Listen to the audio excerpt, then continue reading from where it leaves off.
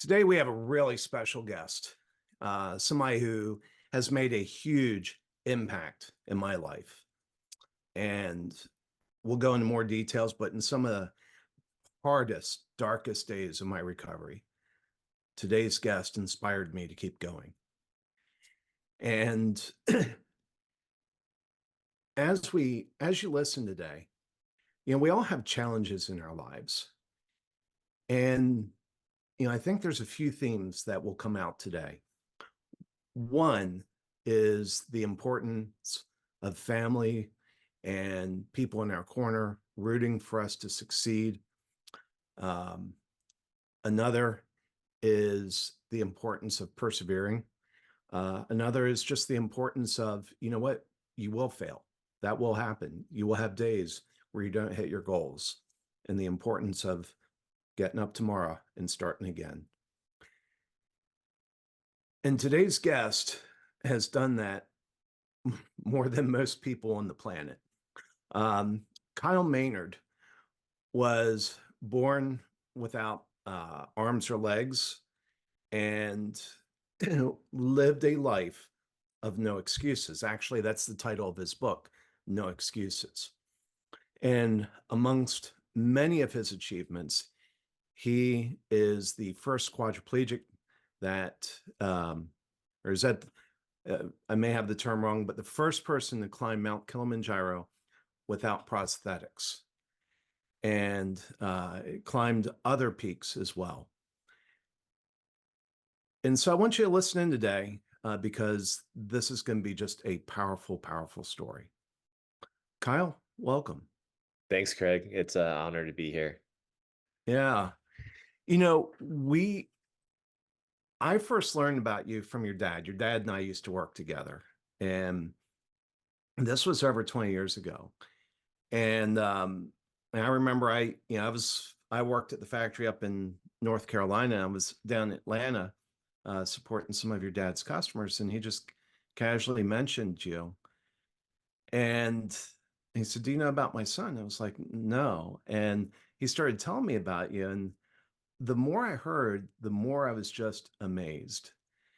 And, at the time, I think he said you were kind of like a life coach to Steven Tyler of Aerosmith.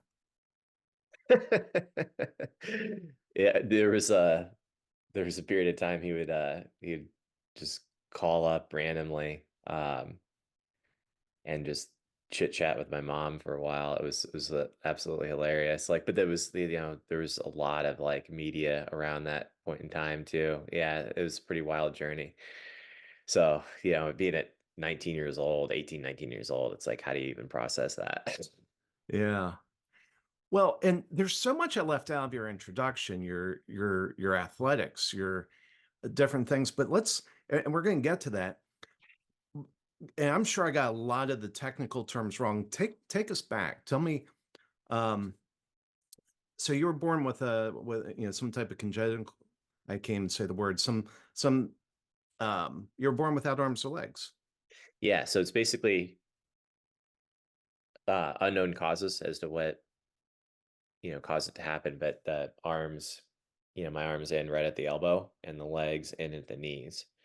And so it's when I'm, like you said, um hiking a mountain, then I'm basically bear crawling down on all fours. So it's or same with like wrestling too. Wrestling was my main sport like all through high school. And when I'm doing that, like I'm competing down on all fours. I started with like football, playing, nose guard, defensive line. And so my goal was just, Wait a minute. You played football. yeah. How'd I you would do that? smash my helmet into people's legs as hard as I could to go and take them down. That was my strategy for a long time. So, um, yeah, my parents' attitude, their whole mentality was growing up, just to try to make things as normal as possible, to not try to focus on all the things that I couldn't do, to focus on the things that I was capable of.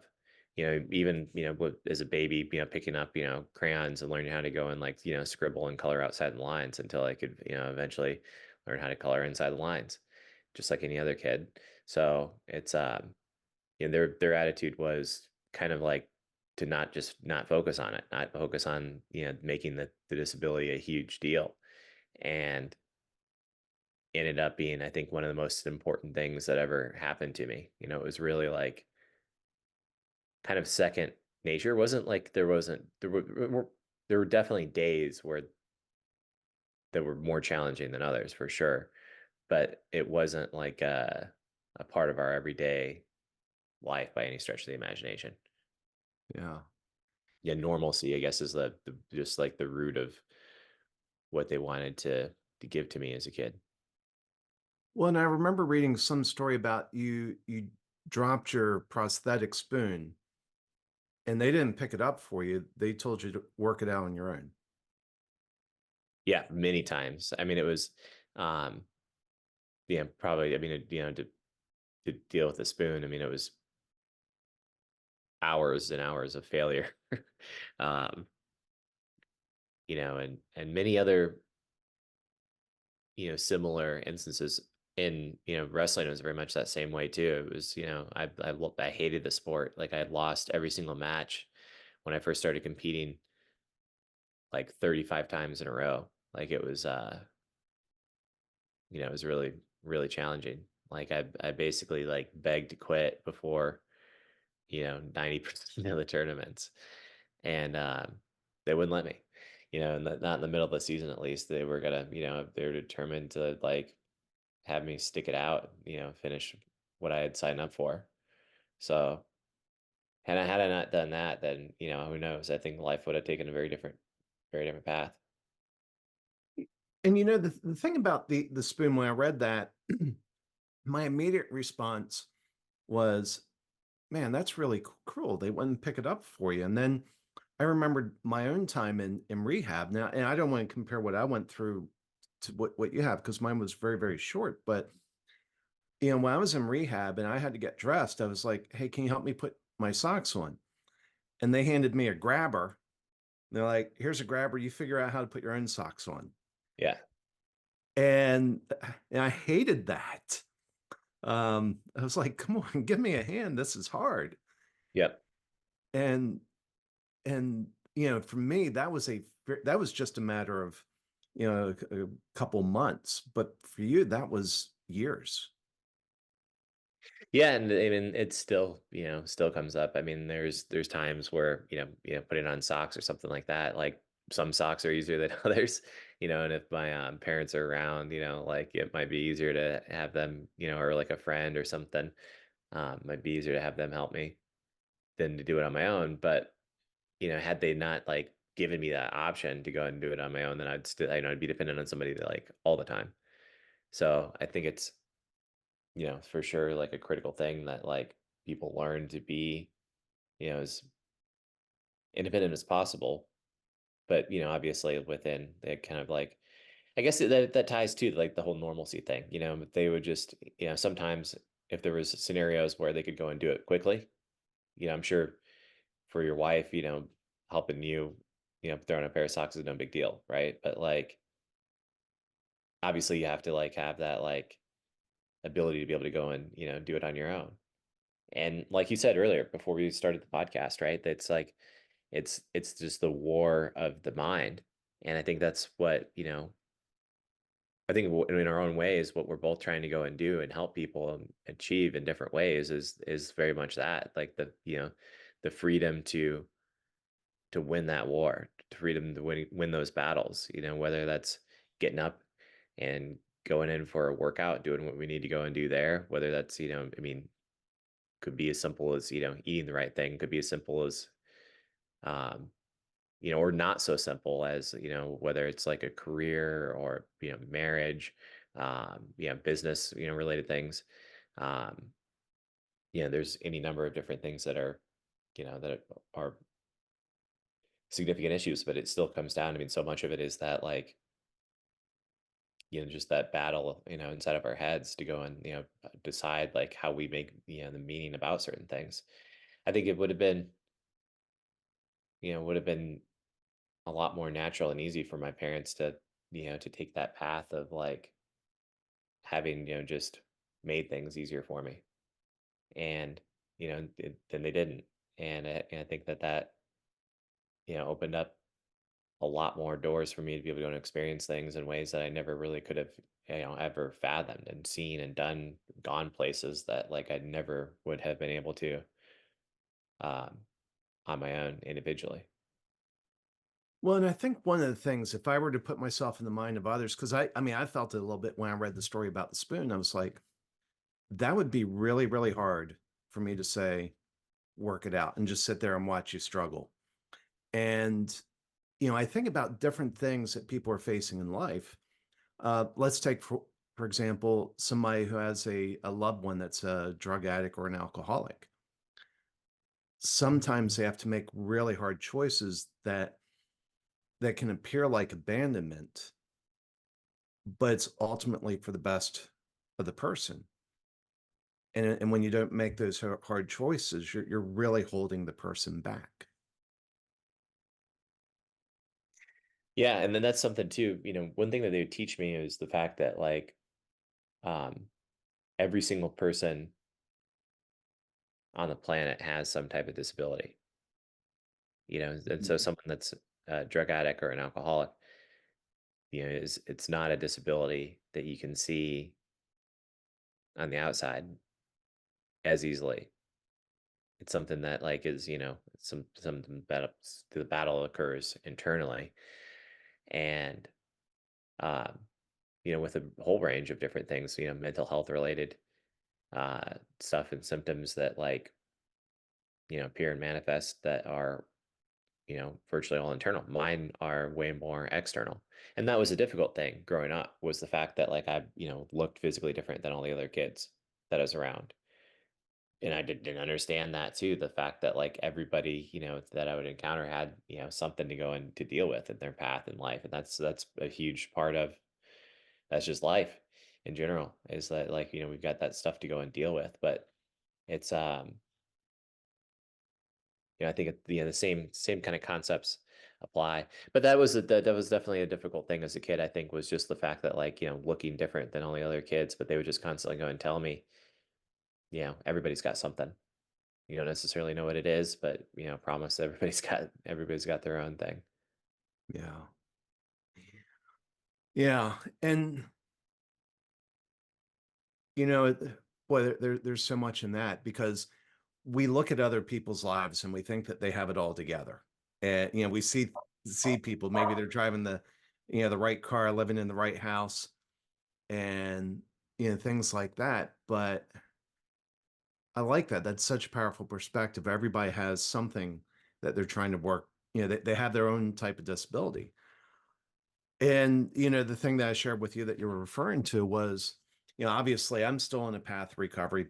Most people, when they see me today, they say and I even had this happen yesterday. They're like, "Oh, Craig, well, you're back to normal." I'm like, "No, I'm not." I'm still a long way off. It's just you don't see me struggling in moments. You don't see me at 5 in the morning, you know, puking in the grass on the side of Camp Gladiator. Um, you don't see these things. And this morning I lost the battle. I've been struggling with fatigue lately, which I think is a product of my lung capacity. But last couple weeks, I mean, fatigue has just been kicking my butt. And this morning I woke up at 4:30, plenty of time to get up and go to Camp Gladiator, and sat there and made excuses for a half hour until I ran the clock out. Yeah, it's I mean, it'll happen though too. I owned a CrossFit gym for about a decade, and saw that battle occur within people all the time. And it's one of the mantras that we talked about. Was like not dead, can't quit. That was one of my first Navy SEAL friends, Richard Makowitz, would always go and say that is like is this mentality of like you know, not dead can't quit, and but that, forces you in those scenarios, then you'll end up in, the side of Camp Gladiator at 5 a.m. puking. But that is like actually too, hopefully that's not happening all the time, A, but B, I think it's like the times where it does happen. I mean, that those are moments of huge growth. And the fact that like then you can go and continue to show up the next day and do what you need to go and do, then I think it's I think it's really powerful. And it happens to all of us too. There's so many times where like talk about that like battle and that inside of us. I remember um especially with like the mountain climbing, seeing like some of the mountains for the first time, and like just having this like feeling, of like when you see like a mountain like the size of Mount Kilimanjaro or the size of Mount Aconcagua in South America, it even blows away like, any mountain like range, in like Colorado. It's just like they're just so massive. And I remember thinking in my head, like, what did I get myself into? Like, this is Yeah. just ridiculous. Like, what am I doing? And like that battle, going up, for the next like several weeks, to go and maintain that kind of like, the ability to like set that aside and continue to push forward is, it's something that like few people experience. But that's like I think the difference between people that like are able to achieve what they want to in this life and like to see the things that they want to see, to be able to experience the things that they want to experience, and then people that don't, people that like wish that they could someday. Yeah. Yeah. And so, give some perspective on what it's like to climb Mount Kilimanjaro. I mean, I climbed Mount Fuji, and you go up, takes a few hours to get up to the top, and a few hours to come down. It's a 1 day exercise, but Kilimanjaro, that's longer. How long was that? So that trip was 10 days up, 2 days down. Aconcagua in South America was, I think it was like closer to 17 up and like a handful down. So it was, when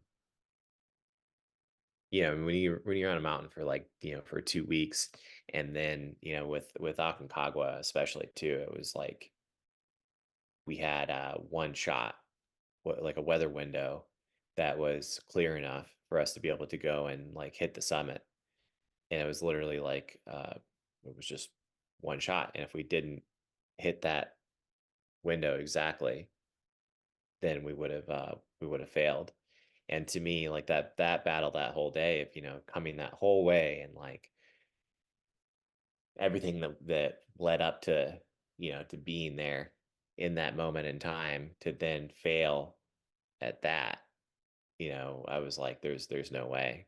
And I think you just have to like set it aside. You literally have to go and take those thoughts that are running through your head and, just set it aside and focus on like, okay, um, you know, like basically like the core realization that I had, especially with like the timeline, was like thoughts in your head, they consume a certain amount of energy, right? Hmm. Like literally, like there's, like the caloric count required to like maintain your like active brain level and function as you're going through something, like your brain is like a part of it. And I remember thinking like having the thought of like, all right, like I physically don't know if I have enough calories in me to survive right now, to just to like to make it through the rest of the day. So literally any wasted thought that I have is just, useless. I need to just go and like just shut it off. Because it's, when your mind goes and wanders, my buddy who's he's a former Navy SEAL and like combatives instructor for the SEAL teams, but he said that one of his instructors when he first went in was like, um he said it was, like the mind is like a kind of like a monkey, like swinging like branch to branch through like the trees, and just clinging from like, thought to thought. And it's kind of constantly looking for, what's like that next like thought wave to like to cling to. And, but like a lot of it is just that useless like chatter, especially when you're going through something, physical. And so just to block it out and not focus like, any effort towards that is, a skill that typically have to hone. in that moment in time for me on Aconcagua, it was like a, almost life or death kind of thing that like just was like, okay, I'm, like it was the first time where I ever felt like I was in like real like danger of pushing myself to the point where I didn't know if like continue to push myself was going to, become like dangerous. And Mm. that was a scary thing in and of itself. But um, yeah, a little different than like the spoon trick as a kid, Yeah. right? And like learning how to go and eat with a spoon. But the feeling though, I remember of like um blocking all that out and just continuing to go and plod on. I remember my guide like grabbed me by the like waist belt and the harness like 15 minutes before we rounded the corner to the summit and told me to stop and look where I was, and like I couldn't believe it. Like it was just like an overwhelming feeling of like to be like rounding the corner of the summit after everything. Um, but that's I mean it happens to all of us all the time. It's like how much time I mean I've been in that kind of spot too. I mean even recently, and like have to constantly. It's like a constant practice to remind myself the same thing. And it hits us in different ways at different points in time. It's like, is this like pattern of thought? Is it useful? If Mm. it's if it's useful, then I think it bears like some opportunity to engage with it and to like discover what that train of thought's going to go and lead to. But if it's not useful, then just to let it go. Let it go and move on.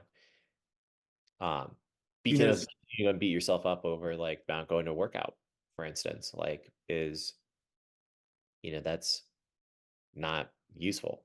But then at the same time, continuing to go and to avoid doing what you need to do yeah, regularly is also the same. yeah. And what I'm going to do today is something that I hate more than Camp Gladiator is I'm going to go for a run. Um, which sounds weird to people. For me, it's a real battle of the mind because when I start running, before I go, the mind starts taking off. And this is what you're talking about. My mind starts taking off and I start thinking, um, will I pass out? If I pass out, will I crack my head on the cement? If I do that, will somebody see me? Will somebody come? And these are the battles I go into. And, it seems weird until you've been through a period where you suffocated. You've never had the fear of suffocation. My oxygen, I'm sure you were measuring your oxygen a lot as you were climbing the mountain. If I run a half mile, my O2 drops down into the 70s. Yeah. And all I know is when I was in the hospital, when my oxygen dropped below 86%, somebody came running in my room, trying to do something to get my oxygen back up. So, something you mentioned a minute ago was the caloric intake, and I don't think people understand how many calories the brain burns. It's like 2 to 4% of our body mass, but it burns 20 to 25% of our calories. Right. And so just having that energy consumed, and again, I'm feeling fatigued and I'm burning energy, talking myself out of going to Camp Gladiator instead of just I knew when I was talking myself out of it, I knew I would feel better after the workout. I knew I'd feel better about myself. I'd feel better physically if I just went and showed up. But I burned those calories instead on worrying. Yeah, and I don't even know if it's actually a thing where like like shutting off those thoughts like like it's gonna go and make a difference there. But like when you're in a spot where every, and I know you can go and relate to this too in some of those Camp Gladiator workouts, but like when you're in a spot where like every, like you just like you have to use every resource just to get through whatever it is that you're doing, Yeah. then um, what's the point of continuing to like have those those thought trails like, just run off different directions in different ways, it's like it just doesn't serve us, right? Like, yes, like those risks like exist inside of like doing anything, inside of that, but it's like I think what I try to go and do is when it happens, I think to try to just like acknowledge like, huh, okay, that's an interesting thought. And then just let it go at that, and then but it was fascinating to hear, right? Because it kind of sounds like meditative or like Buddhist almost, right? But then to go and hear that, like, Navy SEAL instructors that were teaching people this, right? Like that's like it was fascinating to hear that, like, and something that like I kind of just discovered organically as I was going through it with a lot of the climbs. It's not even really something that I knew back in, in wrestling.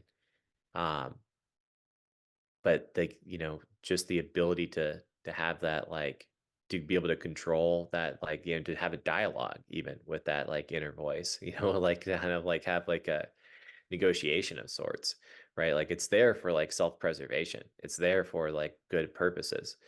It's there to like try to help us in different ways, but it doesn't always lead to productive, ends. For instance, I mean, somebody like you said, like that's battling like addiction. That's a totally different,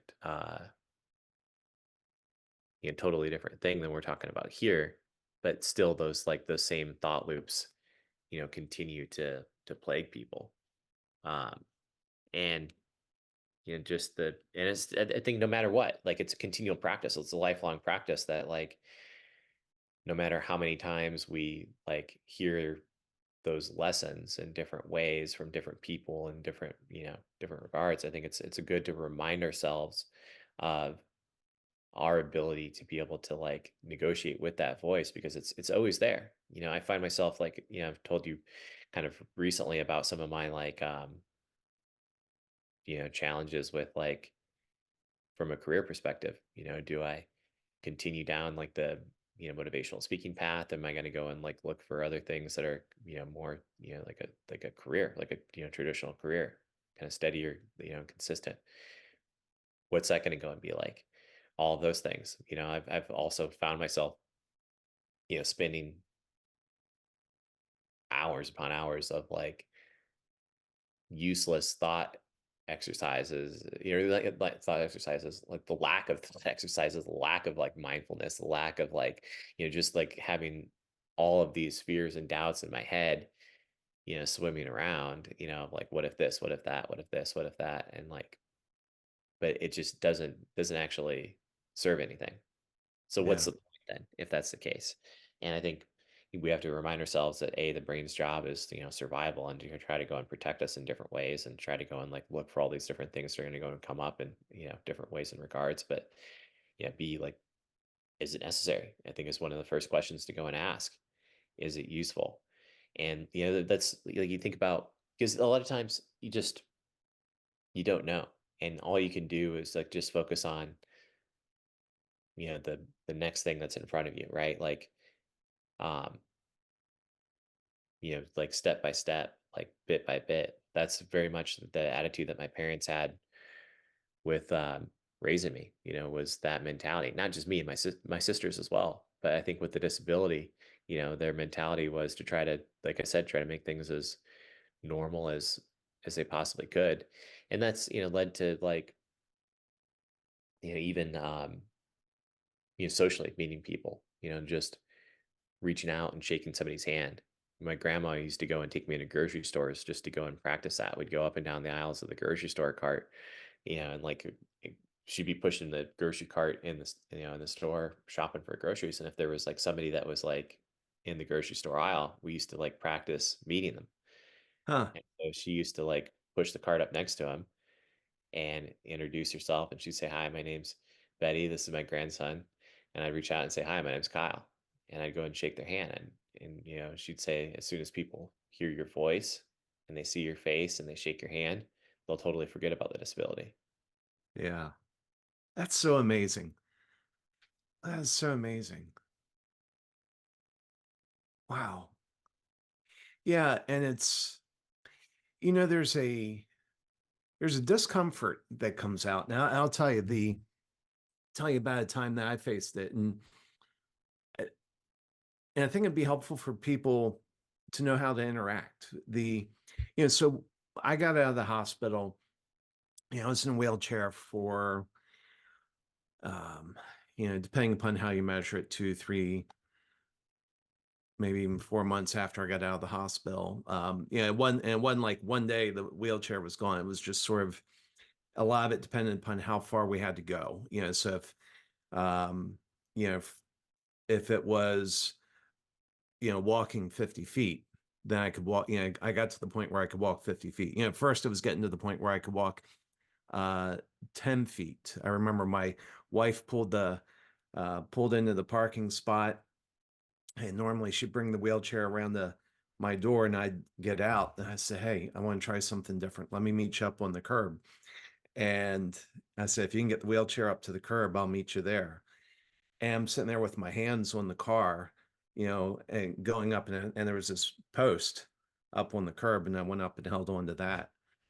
And so it was, it wasn't like one day I was in the chair and the next day I was out. It was just this gradual movement. But I remember one time I went to the movies, and I had a piece of trash that needed to be thrown away. There was a guy who checked the tickets as we were walking in, and he was in a wheelchair. I had a piece of trash, and I was trying to figure out what to do with it. And he was like, "Oh, let me take care of that for you." And he was really nice. And I felt bad. And I'll tell you that the thought that went through my head was I felt like it was unfair for me to ask him to do that, because he was, clearly he was going to be in the wheelchair for the rest of his life. I knew I would only be in a wheelchair for a few months. And it felt bad for me to receive that gesture of kindness from him. But it was a legitimate gesture. And I'm sure I'm not the only one that feels that awkwardness when you're around. And I love what your grandmom did for you, that one, she helped you break through, but I think she was helping other people break through. Hmm. Yeah, no, absolutely. Yeah, she was amazing with that. It was and it's something that like I think it's just stayed with me. It's to this day. Every time I, go and meet somebody now, that's my first instinct is to go and reach out and shake their hand. And like, I sometimes forget the fact that like the person that's, shaking on the other hand, that they're not used to shaking the hand of a guy without arms and legs. That it's a new experience, right? Like I totally kind of forget the fact that that's the case. And it's you having that experience with the like with the wheelchair is a fascinating one too, because it's like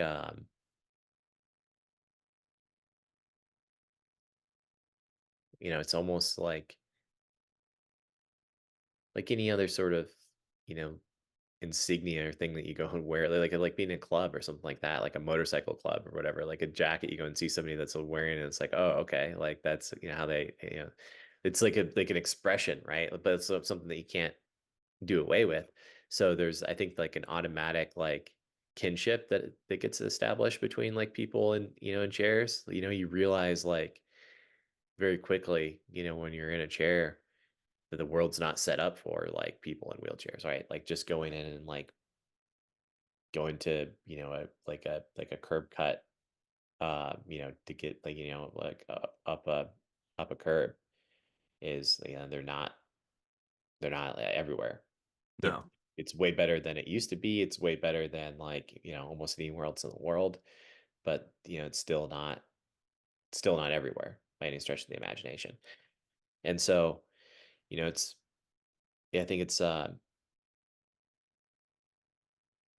it's neat that you had that experience and realization. But I think, at the same time too, from that normalcy perspective, my guess is, that like guy that's like offering to go and throw the thing away for you, it's just him just doing his job.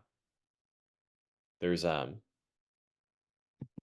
of my favorite speeches that I've given too have been for different organizations that like provided jobs for people with disabilities, and um, and seeing like somebody that's gotten a job that like has had like massive uncertainty as to whether or not there's going to be anything that they can do.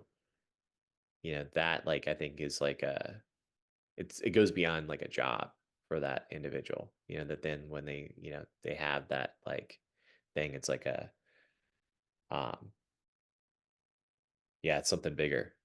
It's something bigger than just that, and like the I guess like this job satisfaction, the life satisfaction that comes from, when you go and see somebody get a job that like doesn't necessarily know if they are going to be able to like just do anything of any normal sort of like sort. Uh, it's it's pretty remarkable. And there's some organizations that I kind of go and give speeches for, that have done that. Whether it was like unraveling like jumbled printer wire, or like there's a or like call center, for like you call in to like get your passport Hmm. renewed. You're talking to somebody in a wheelchair, um seeing like somebody in a wheelchair that's like sitting and like unjumbling like printer wire. Like it's pretty cool to see like there's like relatively like simple jobs, but at the same time they're meaningful in the sense that like they provide that thing for somebody that didn't necessarily know if they'd ever be able to do something on their own, which is Yeah. pretty which is pretty cool. Well, and The mm, uncertainty, it's just such a factor, right? Like I know that's one thing that you said that like struck me so much was, um you I, us having never interacted before, and um having no idea what your path and journey had been like, right? We're totally unknowns to unknown to me, that like you had gone through what you had gone through, and that my story had helped you in some way. That provided me something that was like, that I've had before, but yet like I think like but rarely, right? Like it's like a special kind of like thing where it was like, wow, like you never know what somebody else has gone through. And it makes me wonder how many other times that might have happened or occurred that I have no idea about. yeah, and I mean, just so everybody listening knows what's going on. Yeah, I used to, when I got home from the hospital, um, I had a PT come over, and we would go do, um, go do some things. And, initially, the goal was to be able to walk one lap around the cul-de-sac. That was my goal, to be able to walk one lap around the cul-de-sac. And it took a while to get there, and my PT would follow me with my wheelchair. And, I still had a whole bunch of crap in my lungs from COVID. And I get these deep coughing fits. And I remember one time, I'd gotten all the way around, and I don't know if I'd done it in one shot, but I remember I was sitting in the wheelchair at the top of my driveway, which is down a little bit of a hill. And I was just in this nasty coughing fit. And my PT said, "Hey, why don't I just push you in?" Now, anybody that's ever dealt with PTs know that they never say this. You have to be in really bad shape for a PT to say, "Hey, let me give you the easy way out," because they never give you the easy way out. And so I must have looked pretty sad, but I just knew, and I just remember I kind of, hopefully he didn't take it bad. I just kind of barked out as I will walk. And the, it was moments like that, that knowing, even though we had not met, knowing your story and knowing the things that you had overcome, the voice that kept resonating in my head at times like that was, if Kyle can do it, I can do it too.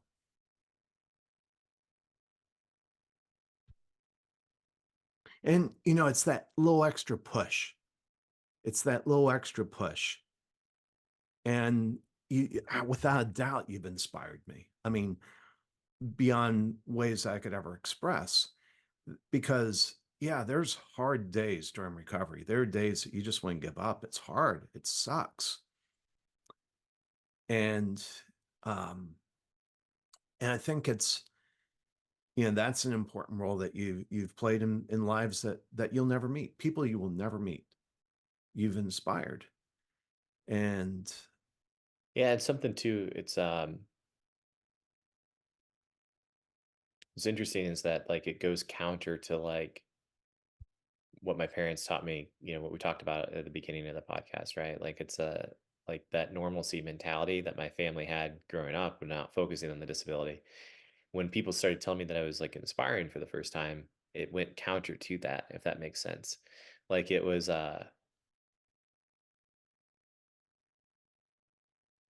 kind of was like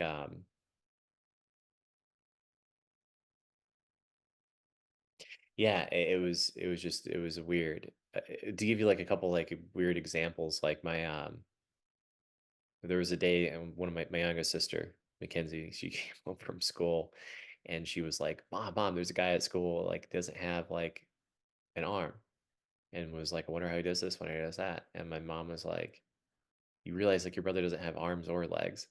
And she was like, kind of like, whoa, yeah, I guess you're right. Like I didn't really think about, it's and there've been a million other moments kind of like that where like, just they made life normal. And um,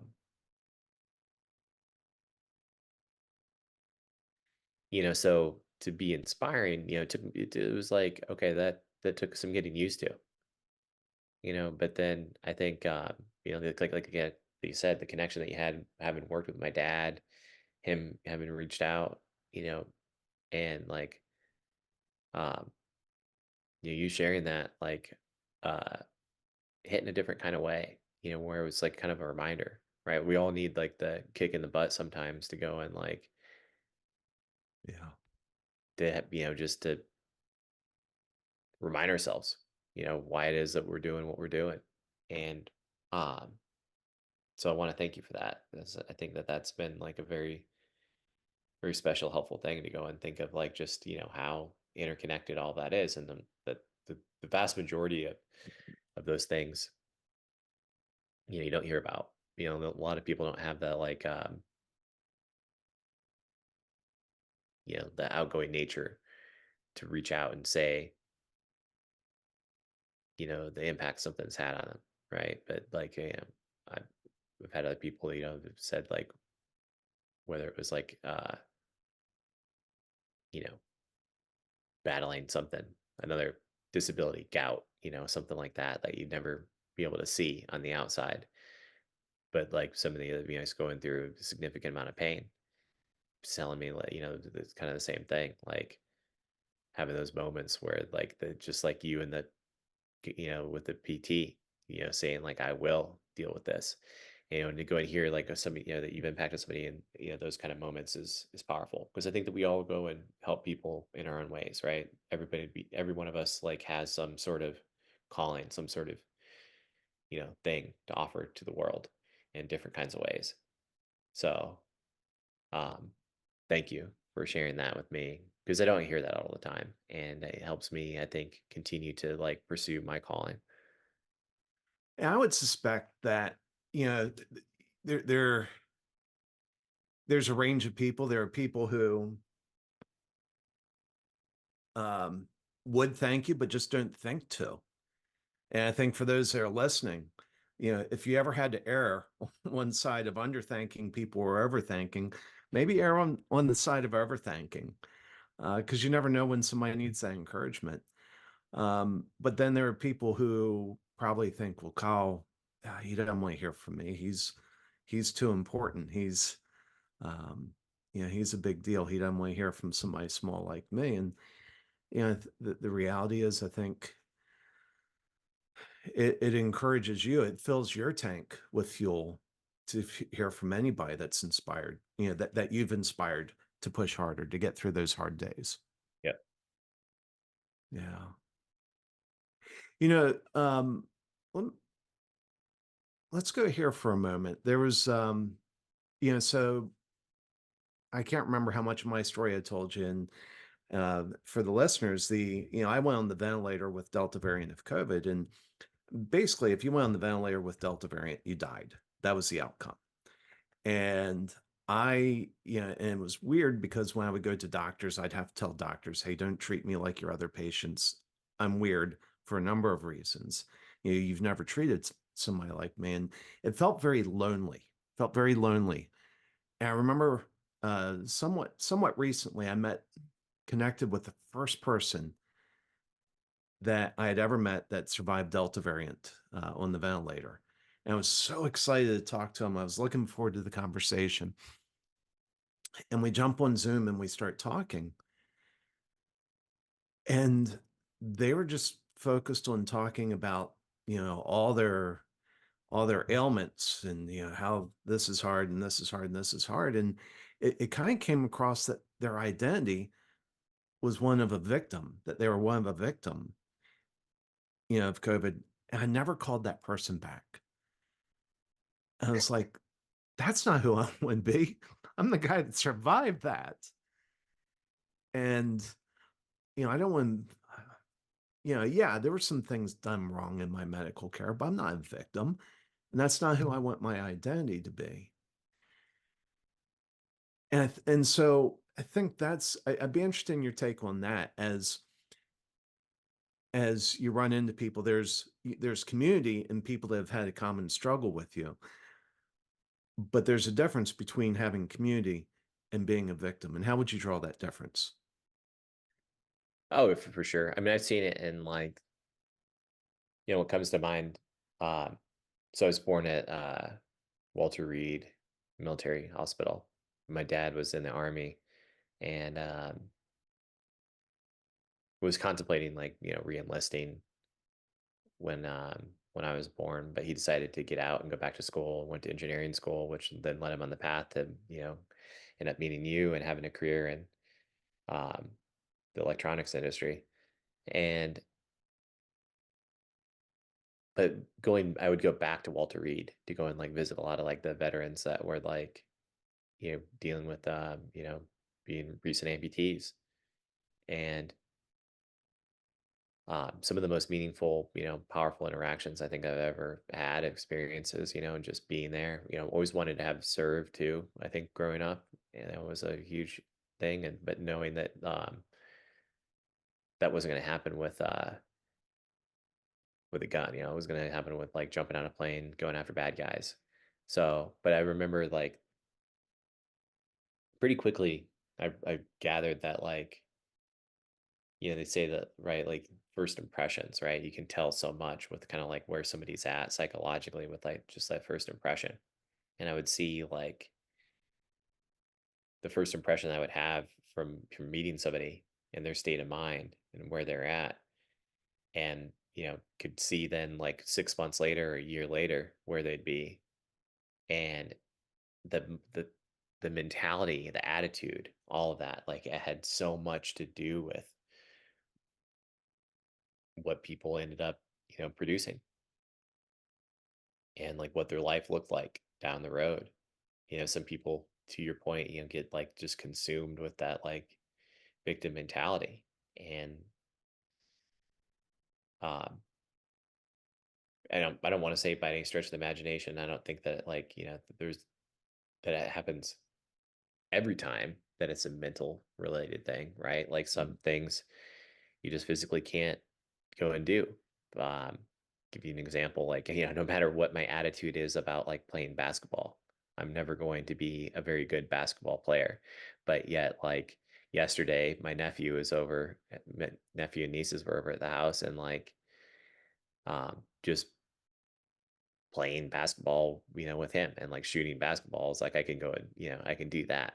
But like no matter what my mindset is around like playing basketball, I'm never going to be a basketball player. It's just not going to be in my wheelhouse with things. So it's like the thing that like what we're talking about here is like a very specific set of like that victim mentality around like certain like certain things, certain topics, certain issues. And it's but it's so clear to see like the quality of life that like somebody is able to go and create for themselves, right? Like that's I guess like it's like what is that like creative generative force that you're bringing into the world, right? Like what is that mentality, like, and how does that show up in different things that like it, inspires you to go and to do in different ways? Like my grandmother taking me through the grocery store and shaking people's hands. That was a product of her looking through the world through that lens of how can she help me best realize a normal life. Yeah. And, you know, then looking for those opportunities where that would be the case and, showing up, and shopping with her was just something that we would go and do and something that we would go and do fairly regularly. Like it was like a practice. I think that's another thing too that like doesn't get talked about like as much with like the mindset world because people kind of like hear a lot of stuff and they're like, okay, like I think I've got it like figured out, right? Like, okay, that makes sense, right? Like positive mental thinking, like that's gonna go and make a difference in my life and blah blah blah. Like, but I think that like hearing something where it's like you have to go and make it like a practice. You have to like think like and routinely kind of like remind yourself, right? Like, I think it's um so you just you can't hear it one time and then forget about it. I think you got to be able to like focus like and like kind of routinely like remind yourself like where is this showing up in my life now that I could go and use this in different kinds of ways. Um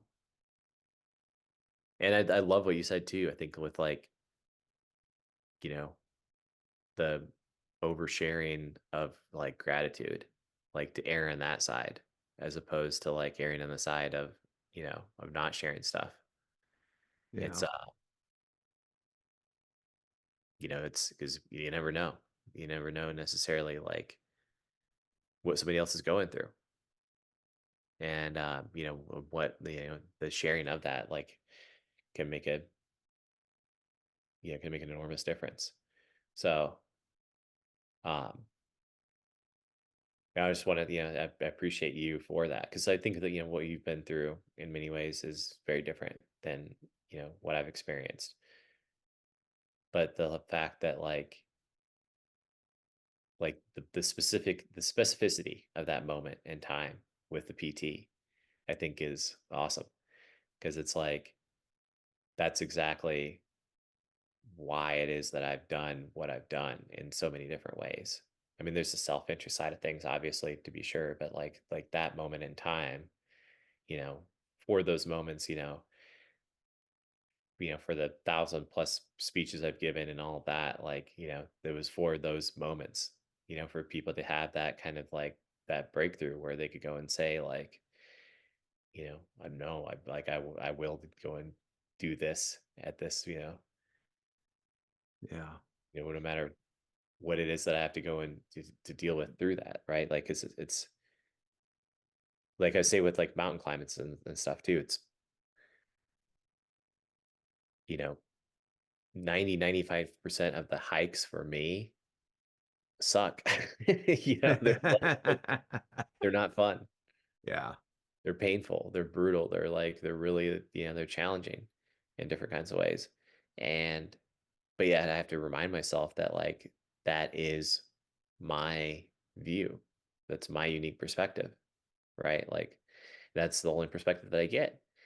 And it like kind of like resets things in different kinds of ways. And I think it, it makes the like, it turns something that like would be, you know, like arduous and like painful or whatever, like, makes me want, want to quit to like, turns it into something and transforms it into something that's manageable Hmm. and something that's manageable, I think, then, into something that like provides like inordinate, beauty inside of the other parts that don't suck. Yeah. Yeah. This is I could go on for another hour, but we should wrap up. There's a few themes that I've heard come out in this conversation, and that lead to success. And one is, you have to have cheerleaders in your corner. And your parents have definitely been that for you. Others have been that for you. You have to have cheerleaders. Another is you need people journeying with you. You know, and I think about when you were going up that mountain and your guide grabbed your belt and said, "Look where you are." You know, we need people in our life to help us see where we are and what we've achieved, you know, to help us keep going. Um, you know, another takeaway is there are days that we will fail, but that doesn't make us a failure. It's picking up the next day and conquering. And another theme is we need people in our lives that inspire us. And that obviously that's the role that you, even though we had never met, you played that role in my life during my recovery. And I think there's one that I would add to that is we need to live a life that inspires others. Mm. Yeah, it's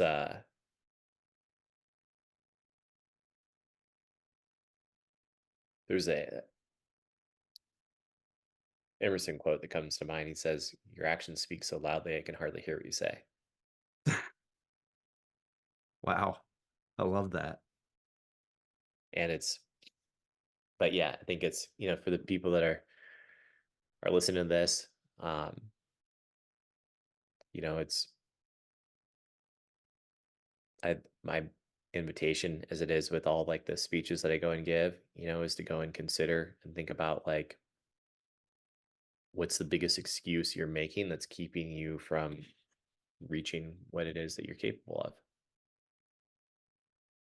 Yeah.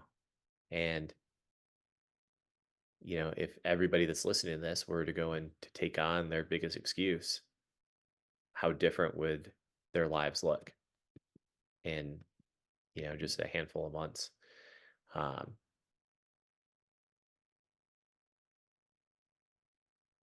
I think it's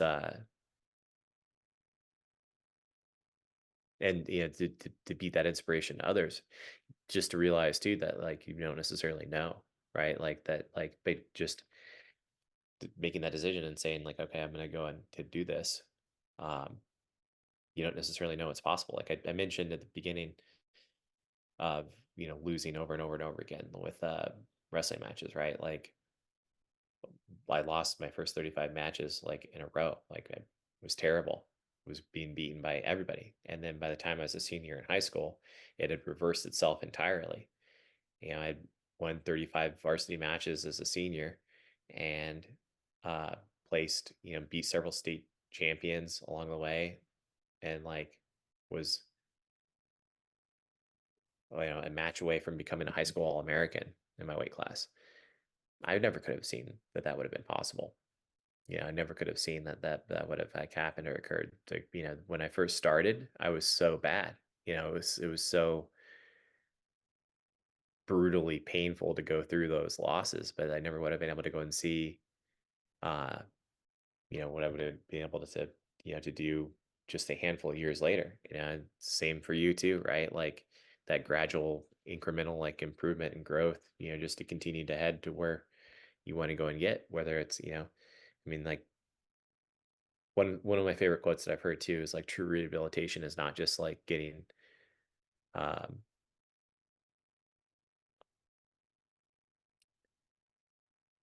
not just getting the like function that we had back, but it's about becoming better than we were previously, right? So it's not just getting to that like 3 mile point where you were running 3 miles in the hills in Texas.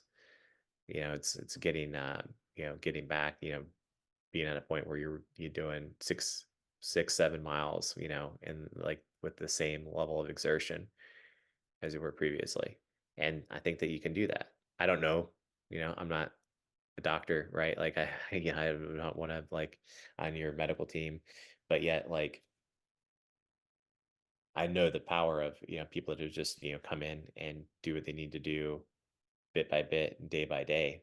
And people that, that's my favorite thing I think with like the CrossFit gym was seeing people that like came in and were super deconditioned, but through consistency and doing what they needed to do and plotting, just continuing to plot and make path like, like their path in the direction, a positive one, whether that just meant even just showing up, 3 days a week, 3, 4 days a week, taking into consideration like, active, rest or recovery is like, like a really important factor, but like they would be there 3 to 4 days a week, no matter what. And you know, my wrestling coach's wife was one of those people. She came in and like could barely do a push up on her knees when she started. And a couple years later, 3, 4 days a week, she's doing handstands. Her daughter, who's a collegiate cheerleader, came in to go and do a workout with her over Christmas vacation. I'll never forget that she like couldn't keep up with her mom, and her daughter was in the bathroom like puking, like like the workout with her mom, who is a grandparent, and like, but as a grandparent, she was in close to the best shape of her life. Yeah. So it's possible, to go and to get back more than you had before. And, you might not have gotten to that place. All of the other experiences, like just, that's I think something that like I've really become like kind of more aware of in the last like little bit is, just all the things I've gotten to experience, like, to go and look at like just, the day to day with like, friends and family, like how lucky I am to just be alive. Like, and anyone that's listening to this, just to go and like take a breath, to go and look around, everything, that like we get to go and experience, like just how lucky we are to be alive. Um, Yeah. which Hmm. No, absolutely. And that's, my wife and I wrote a book, and, we were trying to speak to some of the people struggling with the grief because they lost a loved one during COVID. And one of the ways that we ended that book, because I realized that there are people that are upset with us because I lived, and that doesn't make them bad people. They're just struggling through the grief of they lost a loved one, and they're like, why didn't I get that? And here's the reality: life is a gift, and this is kind of how we end in the book. And I believe it's a gift that comes from God. And if God has given you the gift of life, um, you every day you wake up with the same question I wake up with. For me, it's abundantly clear that my life is a gift, and so I have to answer each day, how am I going to use that gift? But I think that's a question for everybody. and I think it's what I kind of get reminded with that is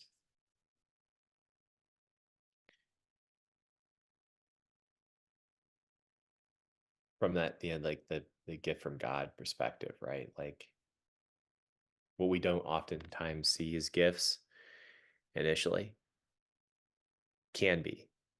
And I think some things can be made that way. It's and that is like, it's a choice. You don't have to,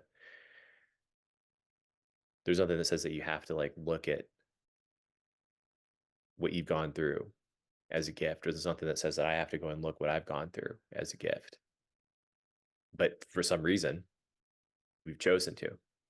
And that, I think, in a lot of ways, like it turns it into something, turns it into something that like that wouldn't otherwise have been a gift that becomes that, which is something that is, within the control of anyone, pretty much regardless of what it is that they're going through, barring certain, circumstances. I mean, there's like, to be real with certain stuff, like I said, like I'm never going to be a basketball player, no matter what, no matter how like hard I go and focus on that. And, it's never going to go and happen.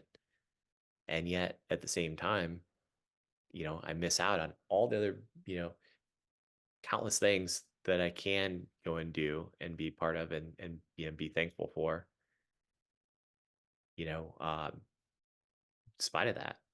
So, and to think about like, the the perspective and the vantage point that, God, right? Like something that's like far beyond our understanding with stuff. You know, Yeah. it's a striving, I think, is that like, kind of what I've learned. It's a striving to be, and to be Christian is to be Christ-like, right? Like is to like um to aim to be like that, right? So to like to just to be striving closer to like the aim of looking at those things in our life, understanding like, okay, not all of those things are within my control, but what things are there that that I'm missing out on. And that's what led me into the mountains more than anything else, was like that call of like what's available, what's available for me to be able to go and see and experience that I can't, like in my wheelchair that can't get me there, but I have that desire to go there, Yeah. right? That's